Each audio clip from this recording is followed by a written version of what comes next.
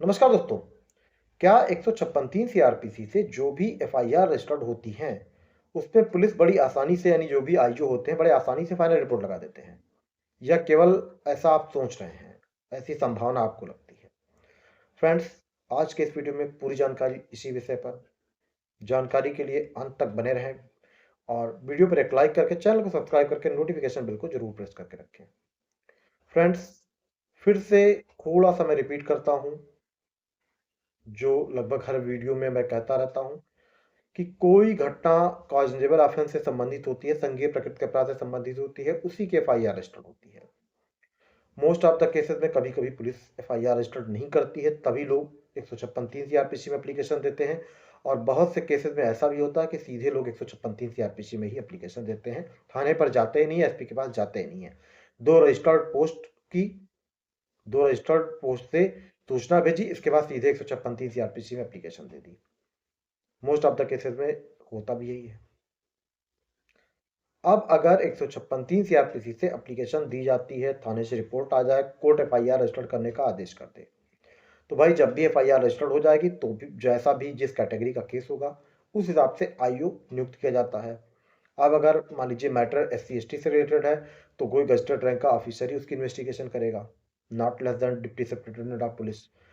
और अगर केस ऐसा है कि जो कुछ विशेष प्रावधानित नहीं है, सीआरपीसी से गवर्न है या किसी स्पेशल लॉ से गवर्न है, लेकिन उसके बावजूद भी उसमें प्रावधान यही है कि हाँ, सीआरपीसी में जो प्रक्रिया है, पुलिस एक्ट में जो प्रक्रिया है, वही प्रावधान लागू होंगे, तो फिर कोई भी इंस्पेक्टर रैंक से ऊपर और इंस्पेक्टर रैंक तक का अधिकारी उसकी इन्वेस्टिगेशन करेगा।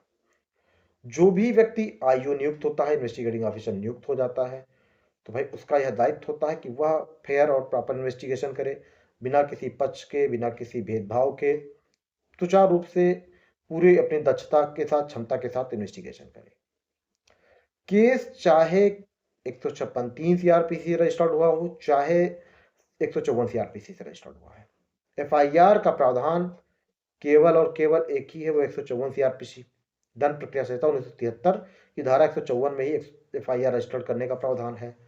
भले ही 156(3) सीआरपीसी के एप्लीकेशन पर ही केस रजिस्टर्ड हुआ है, लेकिन इन्वेस्टिगेशन में वही प्रक्रिया अपनाई जाती है जो आपकी एफआईआर सीधे थाने पर दर्ज हो जाए, एसएचओ को एप्लीकेशन देकर या एसपी को एप्लीकेशन देकर दर्ज हो जाए। उसमें प्रक्रिया में कोई परिवर्तन नहीं होता है।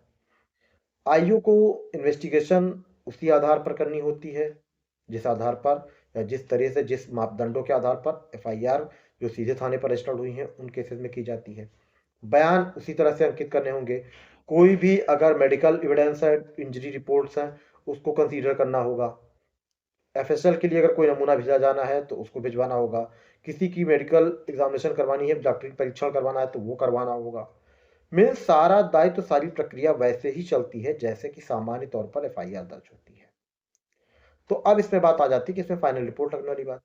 तो फ्रेंड्स, जब साक्ष्य नहीं मिलेगा, पर्याप्त साक्ष्य किसी व्यक्ति के विरुद्ध नहीं पाया जाता है और इन्वेस्टिगेशन ऑफिसर ये धारणा कंक्लूजन लास्ट में लिखता है कि इस व्यक्ति के विरुद्ध या इस मुकदमे में पर्याप्त साक्ष्य नहीं पाए गए, आरोप निराधार हैं, तो ही चार्जशीट के बजाय क्लोजर रिपोर्ट लगाई जाती है।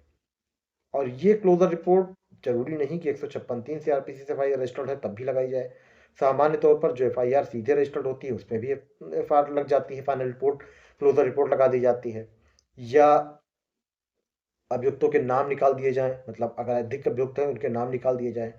तो सामान्य सी प्रक्रिया ये समझिए कि 156(3) से एफआईआर दर्ज होने से ऐसा नहीं है कि पुलिस आसानी से फाइनल रिपोर्ट लगा लेती है। अगर पर्याप्त साक्ष्य हैं, पर्याप्त आधार है, उसमें सबूत मिल रहे हैं, तो उस सिचुएशन में आईओ को चार्जशीट ही लगानी पड़ेगी। और अगर पर्याप्त साक्ष्य नहीं मिल रहा है, आपने एफआईआर ही काल्पनिक थी, बनावटी रखी थी, आप कोई एविडेंस नहीं दे पाए, तब तो भाई फाइनल रिपोर्ट लग जाना तय है, चाहे वो केस सीधे थाने पर रजिस्टर्ड हो गया होगा तब भी, और चाहे 156(3) से रजिस्टर्ड हुआ है तब भी। कुछ सेक्शंस की बात मैं कर लेता हूं कि कुछ सेक्शंस में पॉसिबिलिटी ऐसी होती है कि उन सेक्शंस के कारण वो सेक्शन बाहर हो जाते हैं। वो धाराएं जो हैं उस एफआईआर में आपके थी, लेकिन वो धाराएं चार्जशीट का भाग नहीं हो सकती हैं।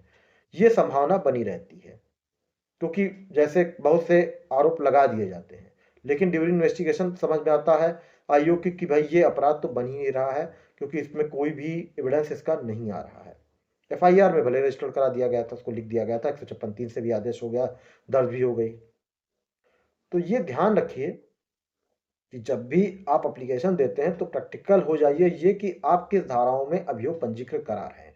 क्या ये जो अभियोग पंजीकृत हो रहा है 156(3) सीआरपीसी से, आगे चल के इसमें कोई एविडेंस आपके पास होगा या नहीं? अगर एविडेंस नहीं होगा तो क्लोजर रिपोर्ट लग ही जाएगी। और अक्सर जरूरी नहीं कि 156(3) सीआरपीसी की ही एफआईआर जो रजिस्टर्ड की जाती है ऐसा इसी में होता है। मोस्ट ऑफ द केसेस जो सीधे एफआईआर रजिस्टर्ड हो जाती है थाने पर या एसपी के आदेश पर, उसमें भी ऐसा होता है।